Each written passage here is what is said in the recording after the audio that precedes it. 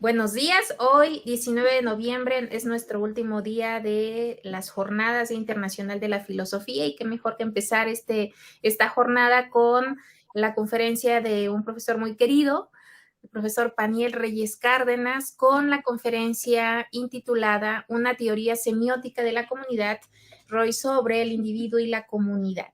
No sin antes, por supuesto, leer una breve síntesis curricular. Sabemos que todos conocemos muy bien al profesor Paniel, pero bueno, el día de ayer sí hubieron personas que se conectaron incluso de otros países.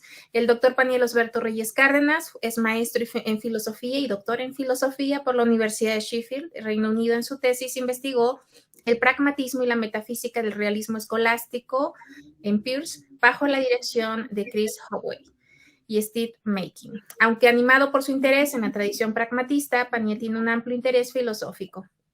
Ha publicado artículos sobre filosofía de las matemáticas, metafísica, filosofía medieval, filosofía de la religión, Hegel, Kierkegaard, Lonergan y Royce. Ha participado en un importante número de congresos académicos y compilaciones, sin dejar de mencionar, por supuesto, su postdoctorado en la Universidad de Nottingham y también ha escrito artículos eh, y capitulados en obras nacionales e internacionales, miembro del SNI CONACYT nivel 1. Bienvenido, profesor Paniel, a la distancia, un abrazo fraterno y la sala es suya, adelante. Gracias, doctora Cinti, qué buena presentación, muy amables palabras. Y pues ahora lo que voy a hacer, ahora sí, si me permiten compartir, voy a compartir la presentación que hice para esta, pero no me da la opción, a ver, ahora sí, aquí está. A ver, ahí está. Ya se puede apreciar, ¿verdad? ¿Ya se ve? Así es. Gracias, gracias. Entonces, a ver, voy a ponerle aquí algo, es que no me deja ver. Si me disculpan, perdón, una pequeña observación. No estoy presentando la presentación como slideshow, o sea, como diapositivas, tal cual, sino que están viendo como la imagen de la edición de mi presentación. Lo que pasa es que si la presento toda, dejo de ver tanto el chat como quién está participando, etcétera, etcétera. Entonces, porque ocupa toda la pantalla. Entonces, prefiero hacerlo así para poder tener un poquito también de conciencia del público. Bueno, muchas gracias por la invitación. Como dice, no sé si han visto el meme ese, ¿no? De por qué tan elegante. Pues es día de la filosofía, muchacho. Entonces, bueno, así estamos nosotros.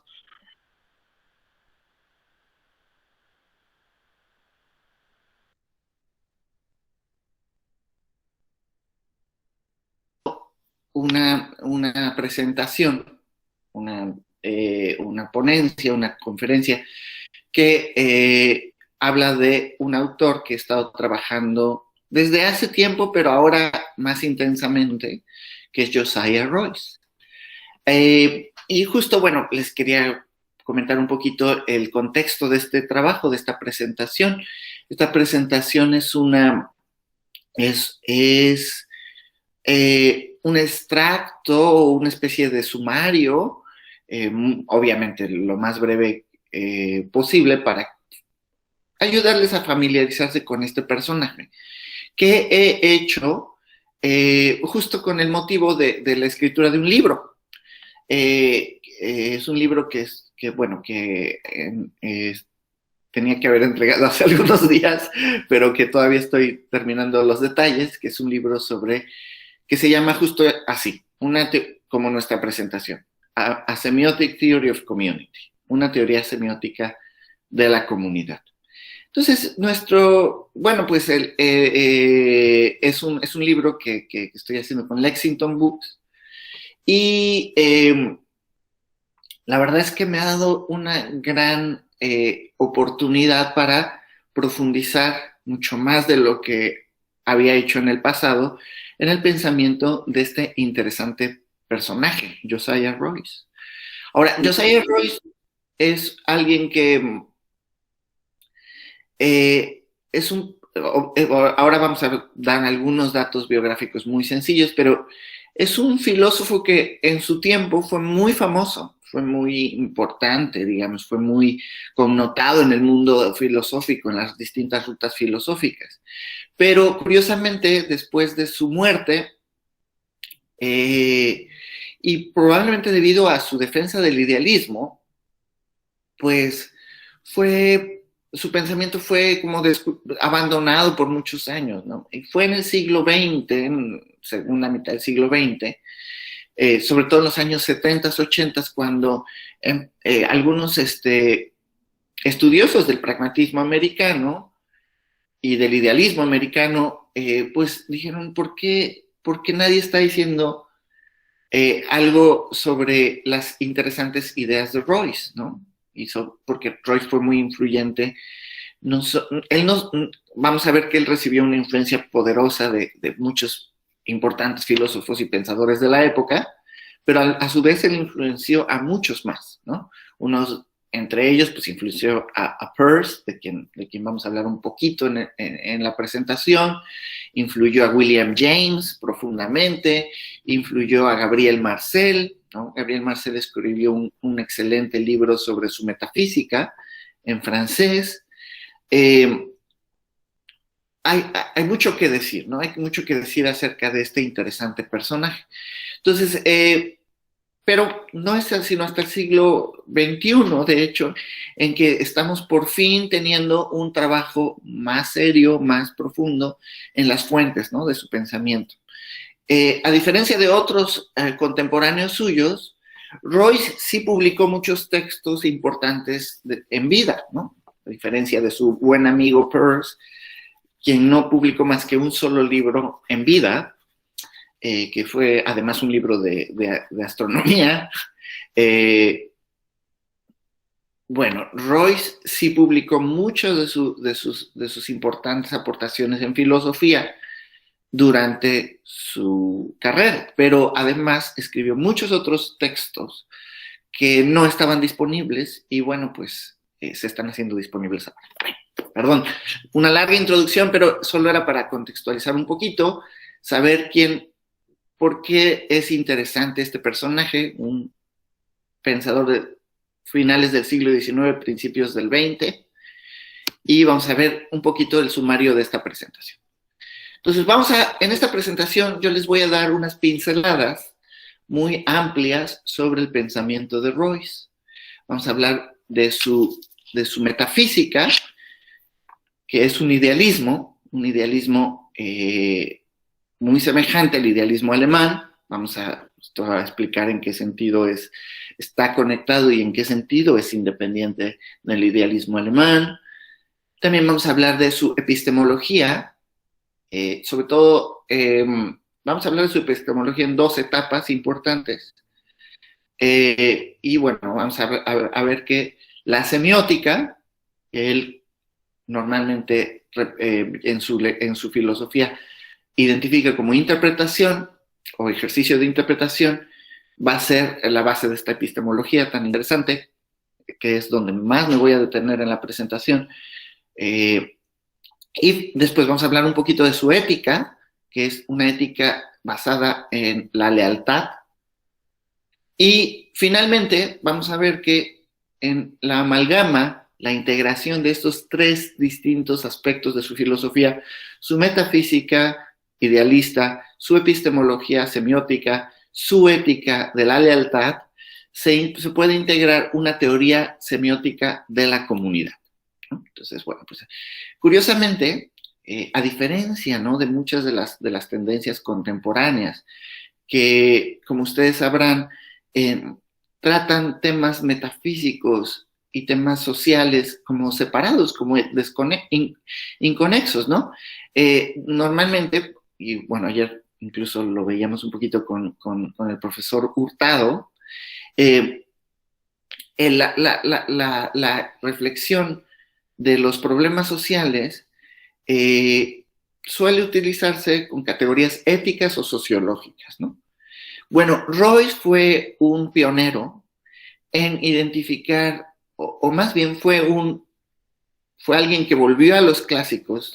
Estamos hablando de los clásicos de la filosofía antigua, tales como pues Platón, Aristóteles, y obviamente los medievales, que ven los problemas éticos, los problemas sociales, los problemas metafísicos, los problemas epistemológicos, los ven en una visión de continuidad, ¿no? Entonces, Royce pertenece a este estilo de reflexión, y entonces su teoría semiótica de la comunidad incluye algo que es novedoso, ¿no? Es el primero en ofrecernos una metafísica de la comunidad, es el primero en ofrecernos una epistemología semiótica de la comunidad, y también, en cierto modo, de esas teorías se desprende su ética de la comunidad. También, bueno, esto no lo digo aquí en esta presentación, pero también hay que decir que su filosofía de la religión está integrada a este proyecto que es englobante. Entonces, y finalmente, para concluir esta presentación, solo quiero darles un ejemplo de cómo funcionaría o cómo funciona esta dialéctica entre individuo y comunidad en lo que Royce llama la comunidad de interpretación. Y particularmente he escogido el ejemplo de, bueno, hoy se está hablando mucho de la filosofía y el pensamiento sobre la discapacidad, ¿no? En inglés, disability. Y justo voy a tratar de construir un argumento sobre la discapacidad a partir de Royce, ¿no? Para que ustedes vean lo pragmáticamente poderosa que es su teoría. Bueno, entonces, sin más, perdón por la larga introducción, pero bueno, era para un poco contextualizarnos. Entonces, vamos a hablar, muy en general, Royce presenta su metafísica como un idealismo de carácter absoluto. Bueno, ¿qué es esto? Pues es una visión metafísica en la que todos los aspectos de la realidad están unificados en el pensamiento de una conciencia que es comprensiva. A esta conciencia se le llama el absoluto. Entonces, bueno, pues hay mucho que decir obviamente sobre el idealismo, pero si ustedes quieren una manera sencilla de presentar el idealismo es hacer una serie de premisas y distinciones que nos llevan a la conclusión de que la naturaleza de la realidad es de cierta manera. Entonces, bueno, el idealismo es una, si ustedes quieren, es una metafísica, una visión metafísica, es decir, una visión de la estructura de la realidad que es de carácter monista. Esto significa que nos presenta a la realidad desde una categoría englobante. Esta categoría englobante, por ejemplo, en Aristóteles es el ser. Bueno, en el idealismo, la categoría englobante es el ser, pero a través del ser pensado. Entonces es la mente. O sea, es más bien la idea de que lo mental es lo que subyace a todo.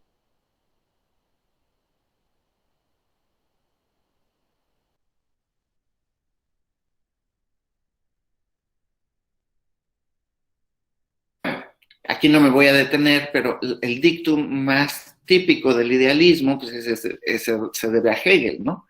Se debe a la llamada Doppelsatz de Hegel, ¿no? Que todo lo real es racional, todo lo racional es real. Claro, esta Doppelsatz de Hegel tiene distintas interpretaciones, pero la idea es que todo lo que es real de algún modo se manifiesta al pensamiento cuando se le piensa, ¿no? Es decir, ¿qué es lo que rechaza el monismo de los idealistas? Primero rechaza que la naturaleza de la realidad sea material. Es decir, no es que niegue la materia, ¿no? Y justo, bueno, aquí cabría la típica objeción a Barthes, ¿no? De que, bueno, sin lo material y lo que no se percibe no existe, entonces, ¿por qué me duele mi pie cuando pateo una piedra, ¿no? O una roca? Bueno, no es la negación de la materia en el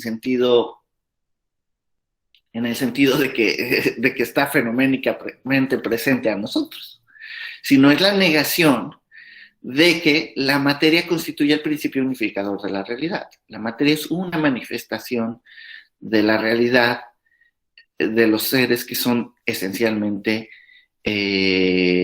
mentales. O Peirce, por ejemplo, para explicar esto, que también en esto coincide con Royce, considera la materia como una especie de mente dormida, por decirlo así, de mente que no ha desarrollado los hábitos adecuados para manifestar la característica primordial del ser, que es lo mental. Entonces, la metafísica de Royce es un idealismo, y este idealismo está basado en la idea de que además de que todo es de la naturaleza de lo mental, hay un ser, que es el absoluto, en el que la naturaleza de todo lo mental encuentra una unidad, y por eso se llama el absoluto. Entonces es un idealismo absoluto la metafísica de Royce. Claro, ¿cómo va esto a descender al tema de la comunidad? Vamos a verlo un poco más adelante, porque para Royce la comunidad se convierte en esa mediación de interpretación entre la naturaleza pensable de la realidad y la mente de los individuos. Entonces, y además se vuelve también nuestra conexión con el absoluto. Bueno, pero esa parte es como la más abstracta, pero ya lo que viene, vamos a ver que va a quedar mediado por esta semiótica, que lo hace, yo creo, mucho más sencillo. Entonces, la epistemología de Royce es una epistemología de la interpretación. Claro, en una obra que él escribió que se llama The Problem of Christianity, el problema de la cristiandad, Royce escribió un capítulo llamado Percepción, Concepción e Interpretación. En dicho texto abraza una epistemología semiótica. Bajo la influencia de Peirce, adopta una visión del conocimiento como una mediación que permite la comunicación. Para Royce, muchas de las teorías del conocimiento clásicas en la historia de la filosofía son diádicas. Entonces, él, persuadido por la semiótica de Peirce, se da cuenta de que esta explicación del conocimiento en términos diádicos es insuficiente. Y, bueno, en el libro, por ejemplo, que estoy terminando, presento el análisis que él hace de dos teorías del conocimiento que son representativas. Bueno, hace muchos análisis. Por ejemplo, él coincide mucho en su crítica al cartesianismo con la crítica al cartesianismo que hace Peirce, que hace Hegel, pero además también critica a algunos contemporáneos suyos, como William James, que era su amigo muy cercano, y a Henri Bergson. Y bueno, es muy interesante porque lo que plantea es que hay el problema de esta teoría del conocimiento de Bergson, por ejemplo, es que tiene muy claro un extremo del conocimiento que es la mente que conoce y otro aspecto del conocimiento que es la realidad conocida, pero lo que no queda claro es la mediación. Entonces, Royce le llama a esta manera de concebir el conocimiento, le llama mística. ¿Por qué? Pues porque hay una especie de paso misterioso entre el objeto conocido y el sujeto cognoscente. Entonces, la idea profunda, digamos, de la epistemología, tanto de Royce como de Peirce, es que los signos son la mediación apropiada, o sea, la característica, la capacidad de interpretar es la mediación adecuada entre esos dos extremos. Y entonces esa mediación es bueno, ahorita vamos a hablar un poquito de cómo sucede esa mediación en la semiótica, ¿no? Entonces, bueno, aquí tienen ustedes dos imágenes, una de Peirce y otra de Royce. Los dos eran contemporáneos, pero Royce era mucho más joven que Peirce. De hecho, bueno, un poquito de historia. Royce, que como lo vamos a ver en un momento, nació, ahorita les digo el año exacto de su nacimiento, en 1855 y murió en 1916. Y Peirce nació en 1839 y murió en 1914. Bueno, pues, ¿cómo se cruzaron las sendas de estos dos pensadores? Bueno, Peirce nació y vivió, digamos, en el centro intelectual de Estados Unidos. ¿No se ve la foto? Dice la profesora Livia. ¿No se aprecian las fotos? Bueno. Profesor, perdóname, es que creo que se quedó en la diapositiva de antes y no está en la diapositiva de la foto. Está en María una que también tenía un dice, ay, texto. perdónenme, a ver qué pasa aquí. No cambian las diapositivas. A ver, voy a dejar de compartir y compartir de nuevo. Entonces, Ya, listo. a ver si eso ayuda. Sí, ahorita dejo de compartir. Porque según yo estaban viendo todo lo que Cuando estaba yo dijiste que diciendo. nos ibas a enseñar la foto de los dos, yo dije, ah, no, pero estoy viendo texto.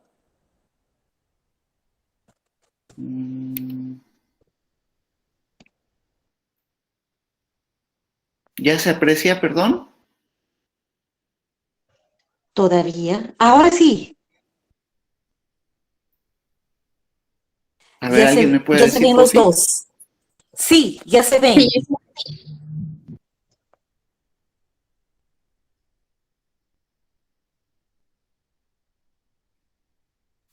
Hola. ¿Pueden usar el micrófono, por fin? Avisarme si se ve, ya se aprecia, se ve y se profesor. De escucha. hecho, no sé si sea mi internet o el suyo, pero de momento se congela por unos segundos la imagen.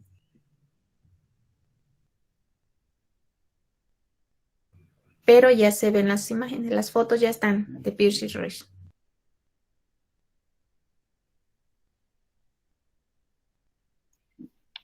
No, por alguna razón no logro escucharlos.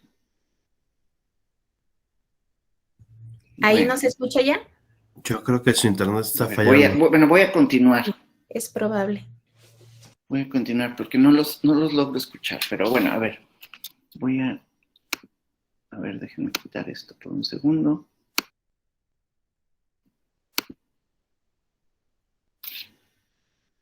Bueno, ok. Por alguna razón no logro escucharlos. Entonces, una disculpa. Si me estaban hablando, no lograba escucharlos. Pero veo que ustedes me escuchan. Entonces, bueno, pues ya seguiré presentando, ¿no? Y ya después se trataré de volverme a conectar, a lo mejor eso ayudará a que yo los escuche. Bueno, entonces, como decía, bueno, pues Peirce y Royce cruzaron sus caminos históricamente en esta época. Peirce tuvo el único trabajo académico que tuvo fue por unos 5 a 6 años en una universidad de Baltimore que se llama Johns Hopkins. Entonces, Johns Hopkins fue la primera universidad en Estados Unidos en que que hubo un programa de con un programa de doctorado en filosofía. Entonces, los primeros unidos pues fueron justo alumnos de la Universidad Johns Hopkins. Y Peirce dio clases de lógica por unos 4 o 5 años en la Universidad Johns Hopkins. Algunos de sus alumnos fueron John Dewey, por ejemplo, y más adelante, bueno, pues Josiah Royce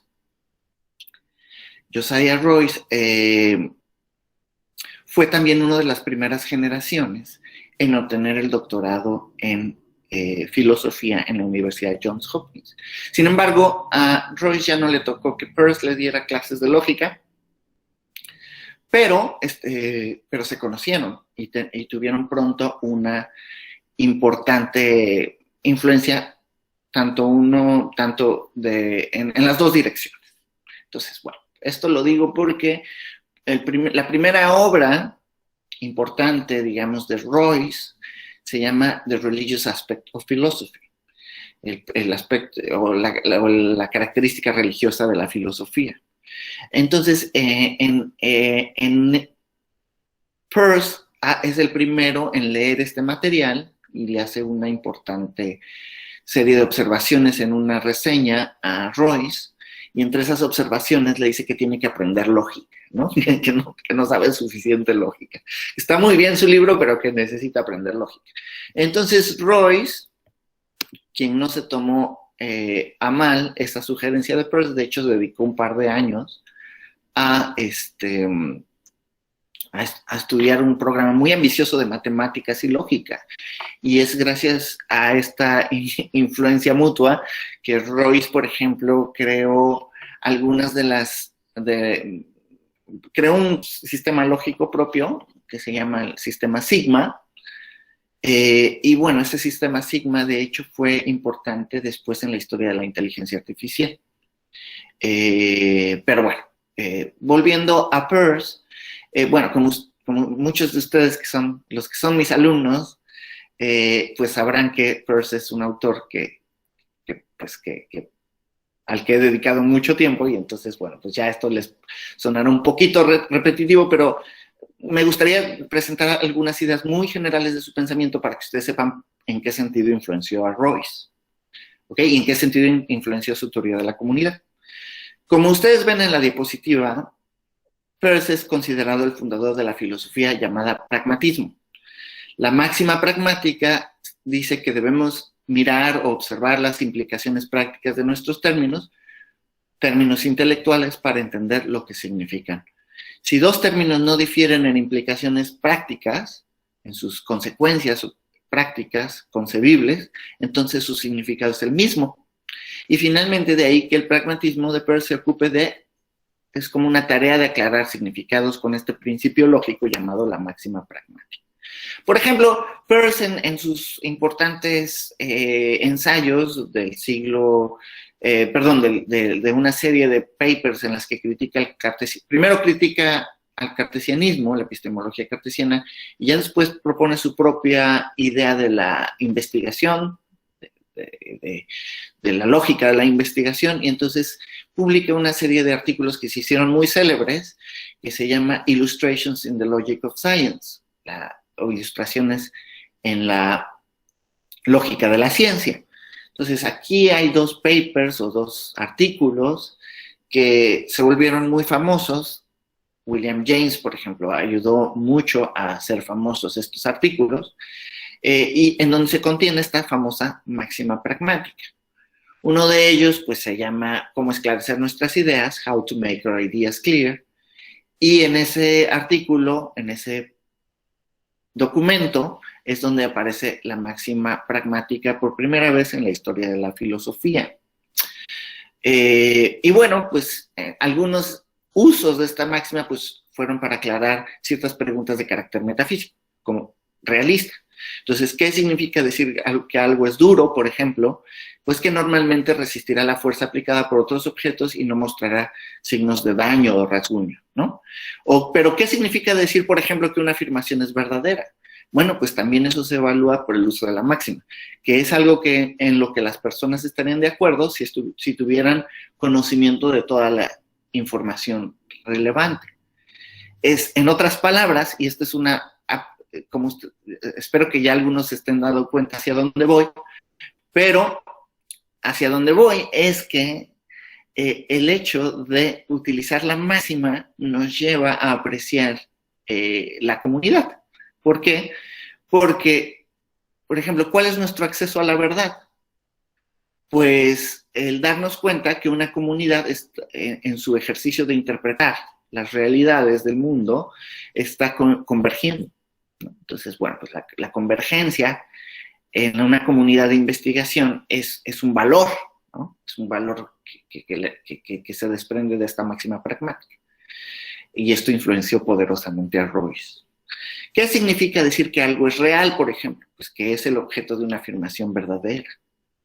Entonces, por ejemplo, Peirce nos diría que las verdaderas afirmaciones o oraciones son un signo de los objetos reales. Ahora, Peirce sostiene, y esto es como tratar de explicar la semiótica de manera muy, muy breve, pero que todo pensamiento sucede en signos, y por lo tanto subraya la importancia de comprender cómo funcionan los signos. Entonces crea una teoría o una ciencia rigurosa de los signos.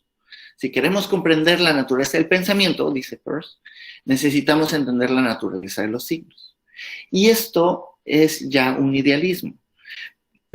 Voy a tratar de hacer una micro demostración de la tesis idealista, ¿ok? Al menos como la conciben Royce y Peirce. Traten ustedes de pensar en algo. Vamos a hacer un poquito de interacción. Como no logro escucharlos muy bien, pero ustedes sí me escuchan. Quien pueda, por favor, escriba su respuesta en el chat para llevarse unos premios pan y estrellas. Entonces, piensen ustedes en algo que sea difícil de expresar.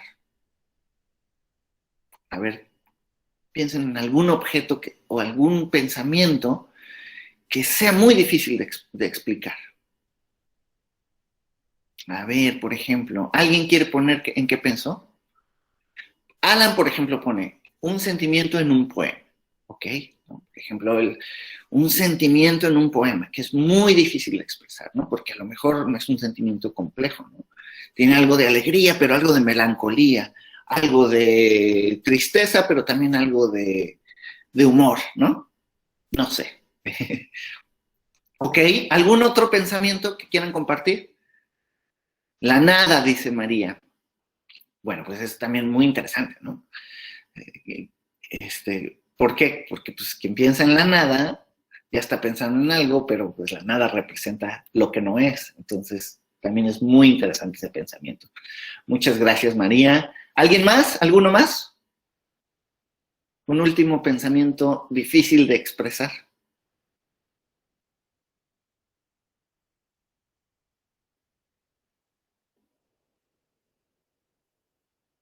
Julio dice una esfera. Ok, una esfera. Me gustaría escuchar por qué una esfera, pero no sé si... A ver, no sé, pero el problema es que creo que no logro escucharlos. Pero bueno.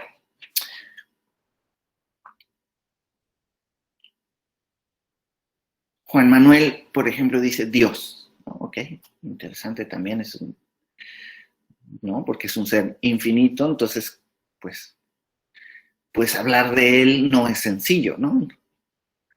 Es un objeto completamente distinto a todos nuestros objetos del pensamiento. Ok, bueno, entonces ahí tienen ustedes cuatro excelentes contribuciones. Me encantaron sus contribuciones. Por ejemplo, María dice la nada, Alan dice un sentimiento en un poema, Julio dice una esfera y Juan Manuel dice Dios. Ok, bueno. Entonces, a ver, esto es fascinante porque aunque son pensamientos, todos ellos distintos a cualquier otro pensamiento, el hecho de que ustedes lo hayan puesto en el chat ya está mediando ese pensamiento, ¿no? Ya es una mediación. No es una mediación absoluta, completa, total de ese pensamiento. Por ejemplo, cuando escribo Dios, ese signo, la palabra Dios o la palabra esfera, no es una esfera, es algo que representa la esfera, pero ya la está representando, aunque sea de manera limitada.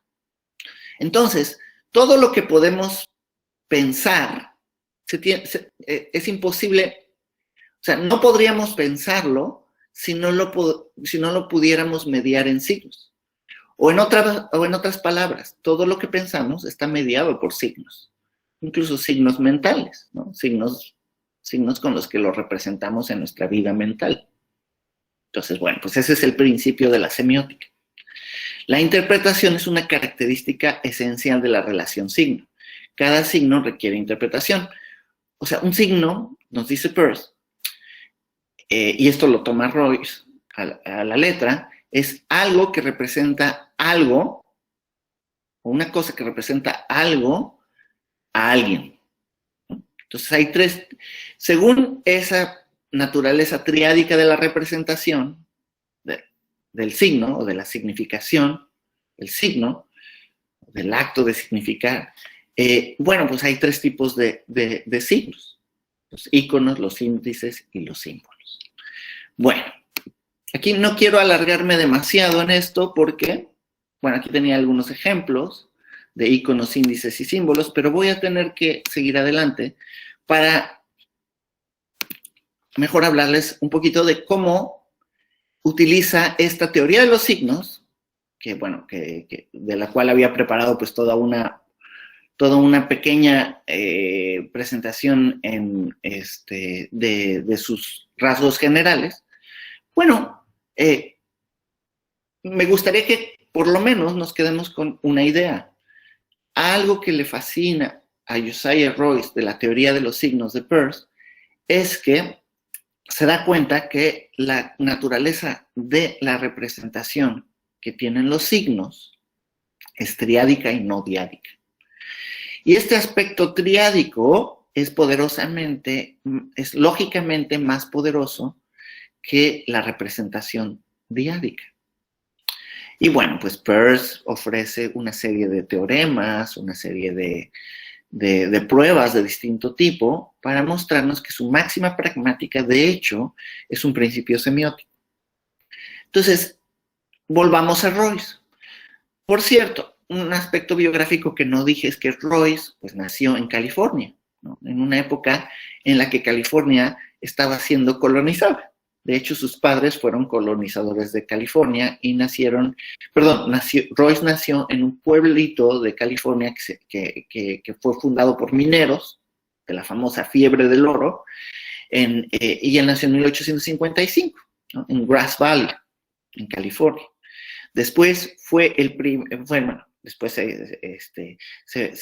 se mudaron a la ciudad de California llamada Oakland.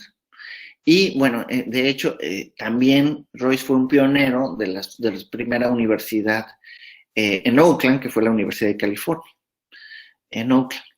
Y justo, bueno, pues después de haber obtenido su grado en clásicos, tuvo la oportunidad de irse por un año a Alemania, donde escuchó clases pues, de importantes pensadores como Lotze. Lotze es un mundo en sí mismo, es otro pensador muy interesante que influyó mucho a los pensadores del siglo XIX y XX, pero que después, bueno, hoy en día casi nadie trata a Lotze. Lotze fue muy famoso, su lógica fue como la dominante en el siglo XIX, y igual su metafísica, pero después ha caído en el olvido, o sea, realmente no se le estudia como se estudia a otros autores del siglo XIX-XX. Pero, bueno, Royce, de hecho, fue a Alemania justo para escuchar las clases de Lotze, ¿no? Y, bueno, también tenía el interés de escuchar a Schelling, pero, bueno, creo que justo en ese año fue cuando Schelling ya dejó de enseñar, ¿no? Pero obviamente lo leyó, y leyó a todos los idealistas alemanes, Hegel, Schelling, Fichte. Pero en el siglo XX, sobre todo a partir de escuchar unas conferencias que dio Peirce sobre el pragmatismo en Cambridge, Massachusetts, en Harvard, él hace un giro semiótico a su pensamiento, ¿no? En vez de deja de hablar tanto de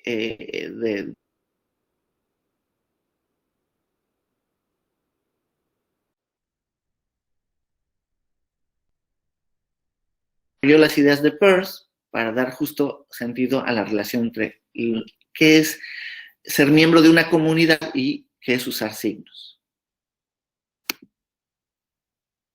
Bueno, ¿en qué consiste el pragmatismo de Royce? Pues dice que nuestras creencias fundamentales son postulados.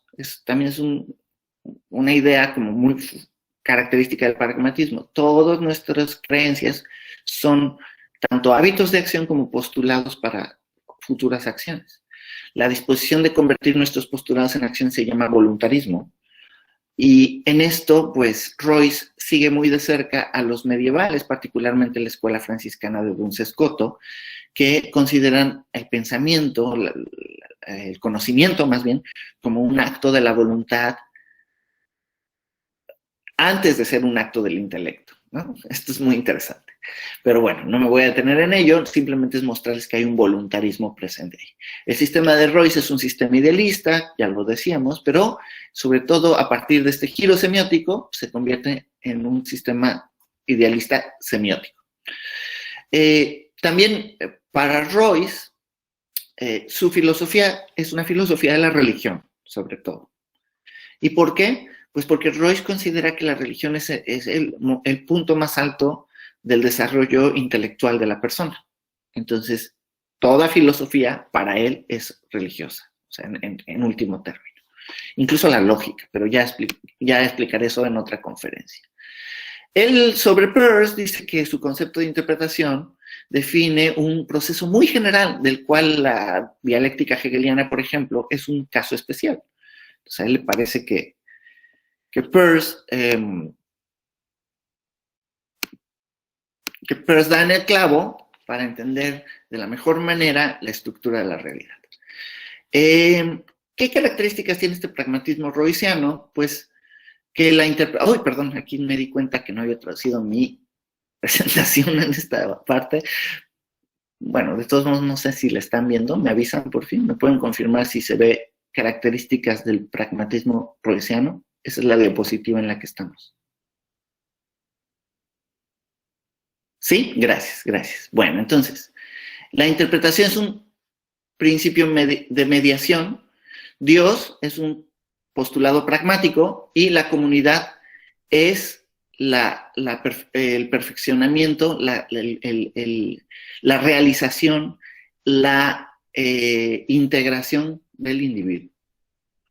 Entonces, estos tres temas son muy interesantes porque finalmente van a producir esta teoría semiótica de la comunidad que Royce defiende.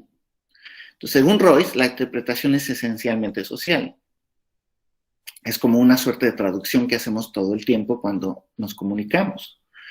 Royce, por ejemplo, usa la conversión de una moneda a otra para ilustrar lo que sucede cuando las personas se comunican entre sí. Aquí un conjunto de signos se traduce en otro. Para entendernos unos a otros necesitamos usar símbolos que se entiendan mutuamente.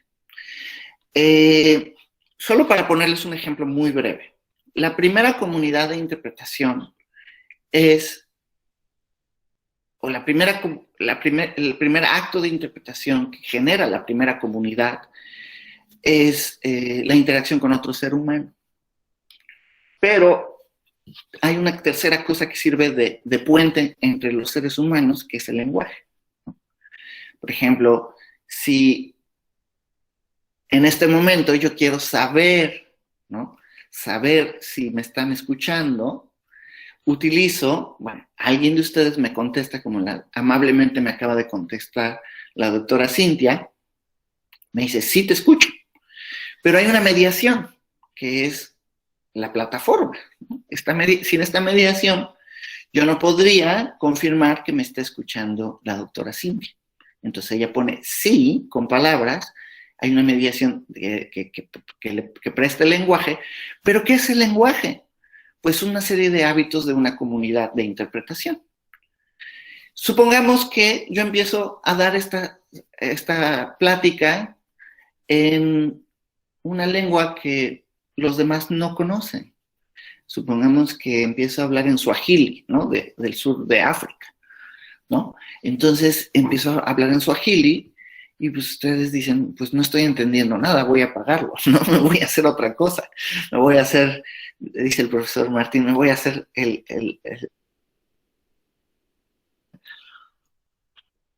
¿Por qué? Porque no hay una mediación entre nosotros. Entonces, hay un ejercicio de traducción y es una especie de tercero. O sea, así como el signo es una relación triádica, así también nuestro entendernos, el generar una comunidad de interpretación es una relación triádica que ocupa en la que la comunidad ocupa un espacio virtual a través del lenguaje. Pero a veces incluso necesitamos una mediación distinta. Por ejemplo, si yo le presto dinero a alguien y no hay un tercero que pueden ponerse difíciles, ¿no? ¿Por qué? Pues porque esa mediación lleva una serie de intereses que tienen que ser como puestos de manera explícita. Bueno, hoy en día, de hecho, la tradición de filosofía del lenguaje llamada inferencialismo, de hecho, está tratando de retomar estas ideas de Royce y ponerlas al día de maneras más y más técnicas. Bueno, pero toda comunidad en realidad es una comunidad de interpretación. Finalmente, y perdón, me alargué mucho con la parte epistemológica, pero ahora vamos hacia este último aspecto de la filosofía de Royce, que es su ética. Su ética, de hecho, se basa en un principio que es la lealtad, y es un principio que no puede existir sin la comunidad, ¿no?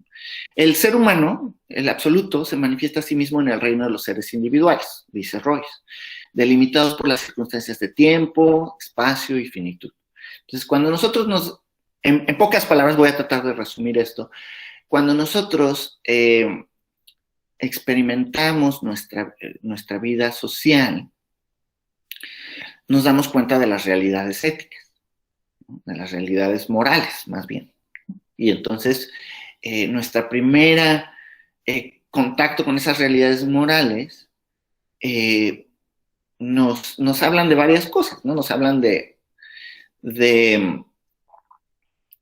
nuestra capacidad de actuar libremente, por ejemplo, y de otras cosas. Royce, por ejemplo, dice que, por ejemplo, en el crecimiento de una planta, ¿no?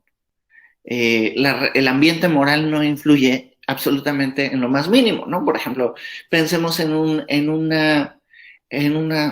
ambiente negativo desde el punto de vista moral, ¿no? Por ejemplo, una sala de torturas, ¿no? Algo horrible, ¿no? En una sala de torturas, yo puedo tener una plantita y ese ambiente negativo desde el punto de vista moral no va a afectar el crecimiento de la planta si es que yo le pongo su fertilizante, le pongo su agüita, etcétera, etcétera, ¿no? Ese ambiente moral no va a afectar el desarrollo de la planta. Pero si en vez de la planta tuviera yo ahí, educara ahí a un niño o cuidara a un niño en medio de una sala de tortura, obviamente esta atmósfera negativa desde el punto de vista moral va a terriblemente afectar el desarrollo de esta persona, ¿no? Bueno, pues esto es una revelación, dice Royce, de nuestra capacidad moral, ¿no? O sea, sí hace una diferencia importantísima en la vida moral, ¿no? De hecho, en el libro de Gabriel Marcel sobre Royce, Gabriel Marcel dice, por ejemplo, que Royce fue el primero en entender lo que significa persona en el sentido más profundo. ¿Por qué? Porque la persona no es solo un individuo, sino es un individuo en relación. Pero esa relación es esencialmente moral, ¿no? Esa relación es un desarrollo de sus capacidades morales. Entonces, la comunidad misma es una persona en ese sentido, ¿no? Vamos a verlo un poquito más adelante. Entonces, dice Royce que la ética y la religión tienen su base en la relación del individuo con el mundo infinito. Es decir, al descubrir nuestra limitación, y particularmente nuestra limitación moral, necesitamos crear una relación que le dé orientación y significado a nuestra experiencia moral. Y para Royce, el principio más fundamental en ese sentido, de la búsqueda del bien, es la lealtad. Y bueno, por eso la lealtad es como el centro de su ética. Ahora, ¿en qué consiste la teoría semiótica de la comunidad? Bueno, pues se aplican estas tres cosas que acabamos de ver. Su metafísica, es decir, hay una comunidad que fundamentalmente interactúa a través de significados, de signos que son realidades mentales. Es una semiósfera, es decir, un mundo de significados en donde vivimos los seres humanos. Y claro, lo material es una parte de ese mundo, de nuestra experiencia, que es una experiencia de lo mental a través de los signos.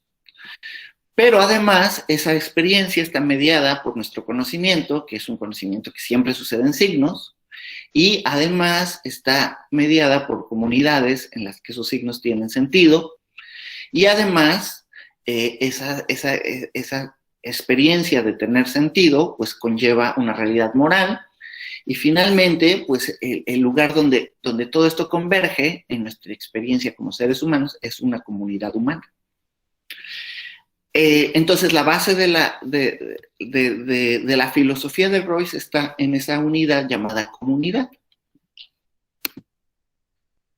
Bueno, una comunidad puede ser de distintas maneras. Puede ser, por ejemplo, una comunidad puede unir a las personas. Ya después Royce nos va a dar toda una fenomenología de la comunidad, por decirlo así. Y uno de estos aspectos es que él nos presenta distintas razones por las que una comunidad puede encontrar lazos o puede uno volverse miembro de una comunidad por distintas razones. Por ejemplo, aquí les pongo 2 citas de esta obra que creo que es muy importante, que se llama The Problem of Christianity, el problema de la cristiandad, donde él describe todas estas manifestaciones de la comunidad. Obviamente aquí no voy a detenerme en todas esas explicaciones y distintos tipos de comunidades que hay. La que sí me detuve a explicar un poquito más extensamente fue la comunidad de interpretación, pero porque es la base epistemológica de toda. Royce, una comunidad constituida por el hecho de que cada uno de sus miembros acepta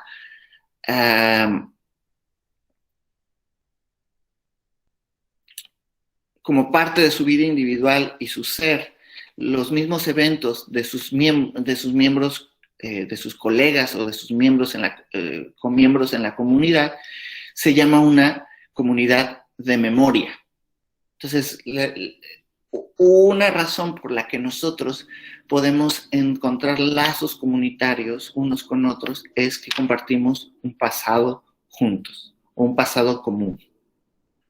Por ejemplo, un pasado común que compartimos todos aquí, pues es sabernos ¿por qué este foro es una comunidad? Sí. ¿Virtual? Sí, pero no por ello deja de ser una comunidad. ¿Y cuál es el hecho pasado, digamos, que nos une en este momento? Pues que todos respondimos a la convocatoria de venir a este evento. Entonces, somos una comunidad de memoria. Es decir, el hecho pasado que nos unió fue el haber respondido a una llamada común a participar en este evento. Sin embargo, una comunidad constituida por el hecho de que cada uno de sus miembros acepta como parte de su vida individual y de su significado como persona una cierta expectativa futura de eventos que cada uno de los otros miembros acepta, entonces esta comunidad se llama comunidad de expectación o comunidad de esperanza. Es decir, no solo es importante para nosotros el hecho de que estamos aquí por un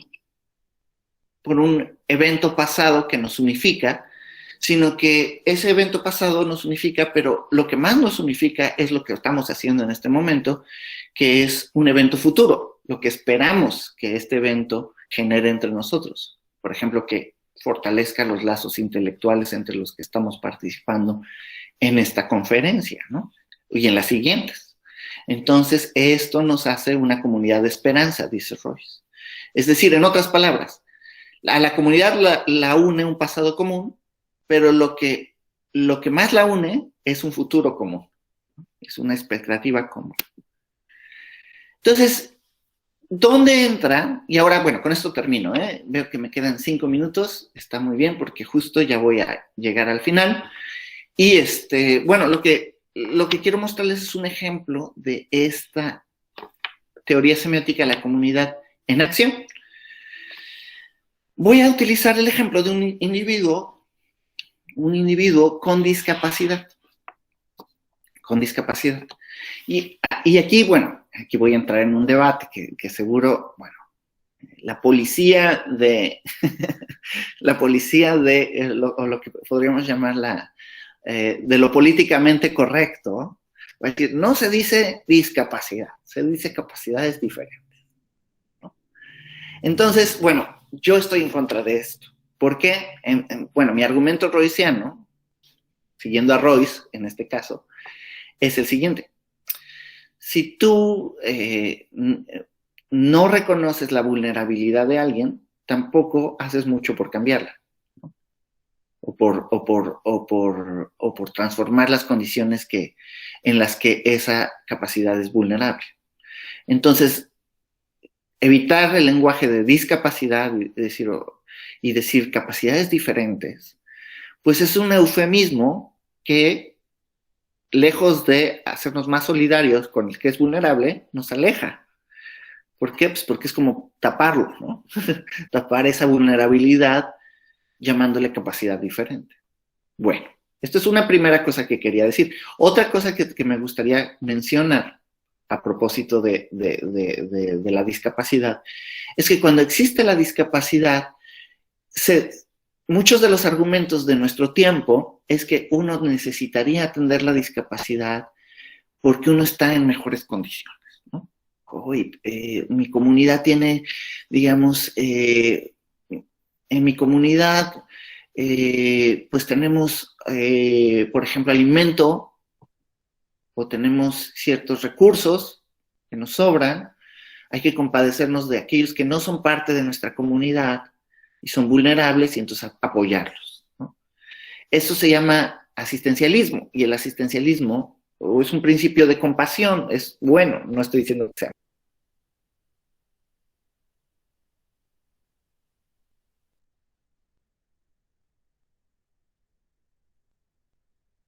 ¿Por qué? Porque el problema del asistencialismo es que nos separa del individuo en situación vulnerable. Y la teoría semiótica de la comunidad lo que quiere hacernos ver es que ese individuo vulnerable, yo tengo que considerarlo una parte íntima de la comunidad, un signo de la comunidad que hay que reconocer en su vulnerabilidad. En otras palabras, el individuo vulnerable es un signo de la comunidad para entenderse a sí misma, ¿no? O sea, la comunidad no puede entenderse de manera completa si no se entiende o no se interpreta a sí misma a través de sus signos más vulnerables, como el tema como en el caso de la discapacidad. Entonces, y este es el argumento royciano.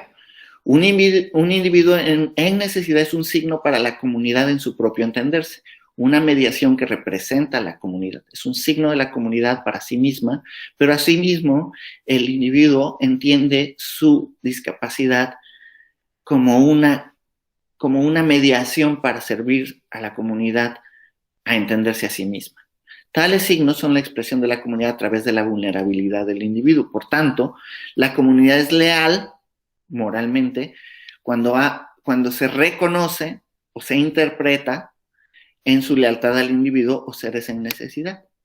Entonces, no se trata de un asistencialismo al individuo vulnerable, sino un abrazar al individuo vulnerable, haciendo más profunda la comprensión de la comunidad. Entonces, y esto, bueno, esto lo pone Royce, y ya con esto termino. Royce estaba muy impactado por las comunidades paulinas, es decir, de las comunidades a las que se dirigen las cartas de San Pablo. Y, por ejemplo, como ustedes lo saben, entre las cartas de San Pablo, una de las cartas que habla del amor de la comunidad es justo la primera carta a los Corintios. En la primera carta a los Corintios se dice, bueno, si yo no tengo amor, ¿no? Nada soy, ¿no? Tenemos la fe, la esperanza, pero sin amor, pues nada soy, ¿no? ¿Y qué dice del amor? Pues el amor es comprensivo, el amor es servicial, el amor no se irrita, el amor... es decir, todos estos principios del amor no pueden vivirse completamente si no se apropia la comunidad del individuo vulnerable. Es decir, apropiarse en el sentido de no que sea su pertenencia, sino que se reconozca en él, ¿no? Entonces, bueno, este es el argumento que Royce nos propone para ir más allá del asistencialismo. Déjenme leerles esto último y ya con esto termino. Un individuo vulnerable que experimenta alguna discapacidad es un signo para la comunidad. La comunidad necesita, para poder ser leal, reconocerse en dicha vulnerabilidad y así convertirse en una comunidad de amor a través de su acción ante dicha situación. O sea, tiene que llevarlo a la acción. En conclusión, la imagen de Royce de la vulnerabilidad va más allá del asistencialismo. La visión de Royce requiere que el individuo en vulnerabilidad sea considerado un signo poderoso de la comunidad que representa una oportunidad para expresar lealtad a la lealtad. Y con esto les agradezco su atención y muchas gracias por estar presentes. Muchísimas gracias, profesor Paniel Reyes, por esta conferencia magistral y abrimos el espacio breve para 2 preguntas. Adelante.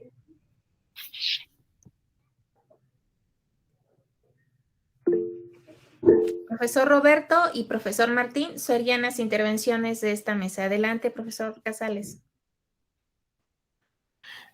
¿Me escucha, profesor Paniel? Sí, ya les escuché. No sé por qué cuando presentaba como que... No, quién sabe qué pasa, pero ya los escucho bien.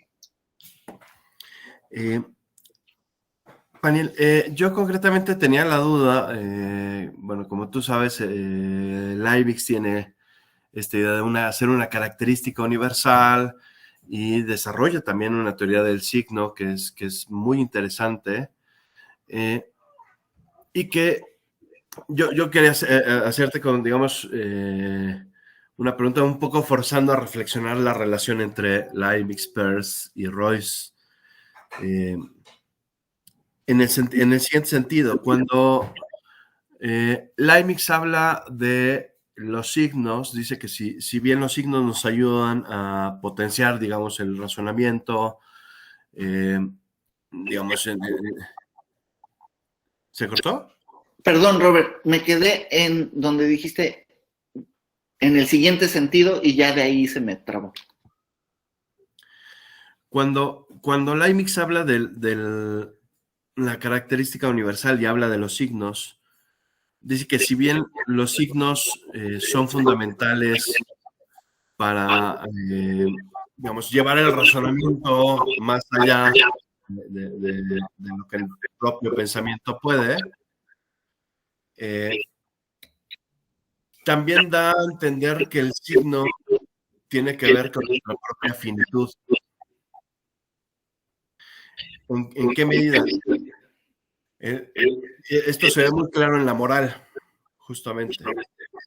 Cuando Leibniz habla de los pensamientos sordos, dice, el problema de por qué la razón no determina necesariamente a la voluntad tiene que ver con que justo muchos de nuestros razonamientos son abstractos, y son abstractos porque razonamos con signos.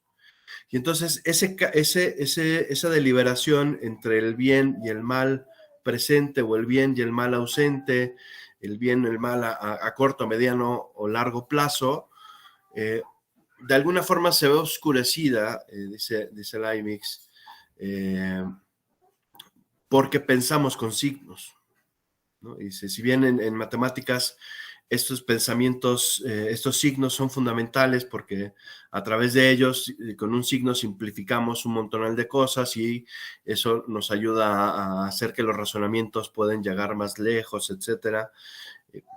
Pareciera que en la moral se presentan como un problema al menos de primera instancia. Dice, bueno, eso tiene que ver con nuestra condición finita que no podemos pensarlo todo con la misma intensidad, por decirlo de alguna forma, ¿no? Entonces, ¿por qué necesitamos, por ejemplo, que en las cajetillas de cigarro te pongan la imagen del pulmón con cáncer?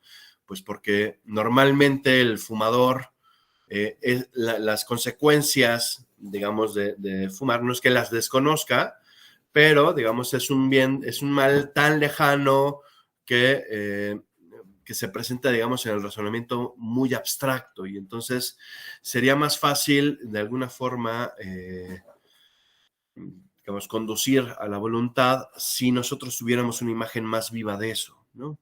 Si tú a lo mejor tienes un pariente cercano que tuvo enfisema pulmonar o cáncer de pulmón, entonces es probable que eso te impacte más que el simple hecho de saber que fumar es causa de estos padecimientos, ¿no? Y entonces, ¿qué pensaría Royce, por ejemplo, de esta limitante? Porque aquí el tema es que justo como pensamos con signos, que aunque a veces los signos nos pueden llevar a un razonamiento mucho más profundo, también nos pueden llevar a este tipo de efectos. Bueno, es una excelente observación, me fascina. Dos cosas. Una, yo creo que sí hay una continuidad muy interesante entre la característica universalis como una mediación de signos, después la semiótica persiana y finalmente la teoría de la comunidad de interpretación de Royce. Yo creo que sí hay una continuidad en estas. Uno podría establecer que son teorías que profundizan en los mismos aspectos en una teoría semejante del conocimiento, por ejemplo. Ahora, para lo segundo, que es justo digamos, descubrir nuestra finitud a través de nuestra limitación en la mediación, también es muy importante para Royce, creo yo. Justo lo que tú expresas, por ejemplo, el hecho de que un signo claro como me gustó un poco el ejemplo que pones, porque un signo, es muy claro el signo que te ponen en las cajetillas de cigarro de que fumar te va a afectar la salud. Pero, a pesar de ser perfectamente claro el signo, o sea, no hay ambigüedad, te lo dicen hasta te ponen ahí un pulmón, no sé, en autopsia, ¿no? Te ponen ahí una serie de cosas, imágenes grotescas, ¿no? En las cajetillas. Y de hecho, bueno, no me voy a distraer, voy a volver a esto. Entonces, hace poco traje unos, como acá la gente disfruta mucho de los puros, entonces traje puros para regalar de mexicanos, etcétera. Pero la mitad de la caja, pues, es una foto de una rata, así horrible, ¿no? Y dicen, ay, qué fea foto para promocionar los puros. Les digo, no, es que es justo para que no los compres. Pero bueno, la idea es que es un signo sin ambigüedad, ¿no? Pero es un signo al que no le hacemos el caso que deberíamos hacerle. O sea, y para Royce eso representa él tiene un argumento que se llama el argumento del error. Dice que la claridad que para entendernos que resulta insuficiente y finita para nuestra realización es una manera de postular el absoluto. En otras palabras, yo postulo un bien supremo, moral. ¿Por qué?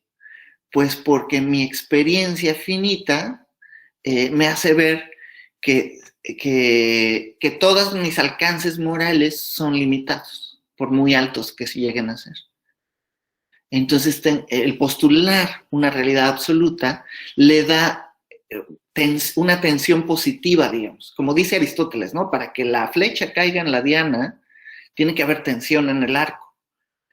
Entonces, lo mismo es un poco este razonamiento de Royce, que creo que es compatible con lo que nos presentas, Robert, porque justo, o sea, en la medida en que yo considero el ideal supremo del bien, entonces mi tensión moral para las cosas finitas es más profunda. A pesar de que por ejemplo, en el caso de los cigarros, es muy claro lo que me dice la cajetilla, que fumar no es bueno para mi salud. Pero como tú dices, si tengo un pariente en el que viví una experiencia terriblemente dolorosa, ¿no? Entonces, bueno, pues ese signo va a tener una atención mucho mayor. Y lo que dice Royce es que el absoluto, a través de la comunidad, le da esa atención que se necesita para vivir una vida moral más radical, más leal.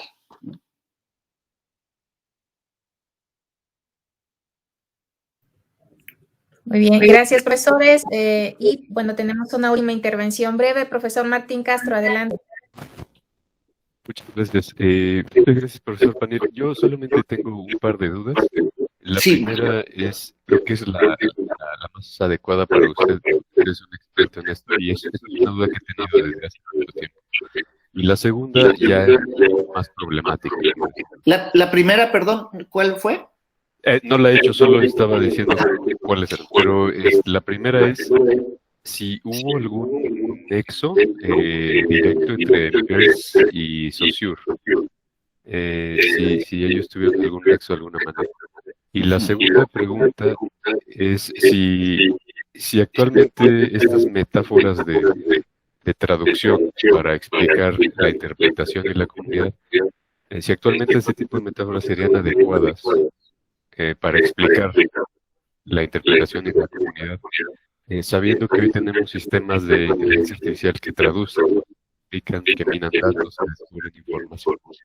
Me gustaría escuchar pues qué piensa al respecto. Muchas gracias. Ay, perdón, me dicen que hace eco mi micrófono. Bueno, ya, demasiado tarde para apagarlo. Bueno, buenísimas intervenciones, profe Martín. La primera, Peirce y Saussure no tuvieron conexión. Y esto es interesante e importante porque los dos generaron dos teorías de los signos que son distintas e incompatibles entre sí. La teoría de Saussure es esencialmente diádica, significado significante. El signo es una relación que no está sujeta a un proceso lógico. En cambio, Peirce piensa que, y este fue el origen de la semiología, ¿no? Saussure es el padre de la semiología, mientras que Peirce es el padre de la semiótica. Aunque él le llamaba semeiótica, atendiendo al griego. Y la relación triádica es esencialmente lógica. Esa es la razón por la que no son compatibles entre sí, ¿no? Ahora, bueno, y además está dominada por la lógica y es por eso que Peirce considera que es una ciencia rigurosa de los signos.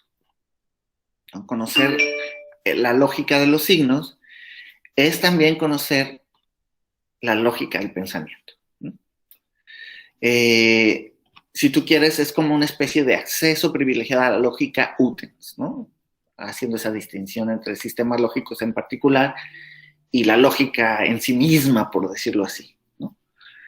Bueno, Peirce no dice que su semiótica es la lógica en sí misma, pero sí dice que es como una puerta. Y eso que él desarrolló muchos sistemas lógicos en particular, como los grafos que tú conoces muy bien. Ahora, ¿qué nos diría? La metáfora de la traducción es una buena pregunta, porque, por ejemplo, cuando nosotros utilizamos un traductor automático, por ejemplo, que supongamos que leemos un texto en una lengua que no conocemos y lo primero que hacemos hoy en día es cortar ese texto y pegarlo en un traductor en línea, ¿no? Como eso, esa es una buena... ¿Estoy entendiendo bien el ejemplo, Mati? Sí, profesor, sí, yo quisiera que usted simplemente profundizara en esto para aprender. Bueno, esto es importante porque la pregunta es, bueno, entonces ahí no hay un mediador que sea miembro de la comunidad, ¿no? No hay un intermediario de la comunidad ahí, porque porque obviamente el traductor automático no es una persona. Pero ¿qué es lo que tiene el traductor automático? pues tiene una especie de una base de interpretaciones que hacen las veces, o es una representación virtual de la comunidad lingüística. O sea, la programación de ese traductor es ya una especie de intervención virtual de la comunidad. Aunque obviamente va a ser limitada porque va a llegar momentos en los que la traducción no sea clara, ¿no? Y entonces tendría que haber una especie de intérprete que ayude a resolver ese conflicto, ¿no? Como sucede obviamente en los traductores automáticos, ¿no? Son buenos hasta que empiezan a decirnos cosas muy raras, ¿no? ¿No? Son útiles hasta que empiezan a sonar muy extraños, ¿no? Y decimos, bueno, seguramente esto no es lo que querían decir, ¿no? Entonces, en ese momento necesitas invocar a un representante mediador entre dos comunidades lingüísticas, de esa comunidad lingüística. Pero claro, la programación misma es una especie de representación virtual de la comunidad de interpretación, pero limitada siempre, porque tarde o temprano te va a llevar a buscar una mediación más amplia, que es de otra mente. Muchas gracias. Muy bien. Muchísimas gracias, profesor Paniel Reyes. Ahí tienen una teoría semiótica de la comunidad, Roy, sobre el nombre de la comunidad. Ahí le encargo que apague tanto su micrófono, porque sí acepto. Y bueno, pues no sin antes, por supuesto, entregarle su constancia de manera simbólica.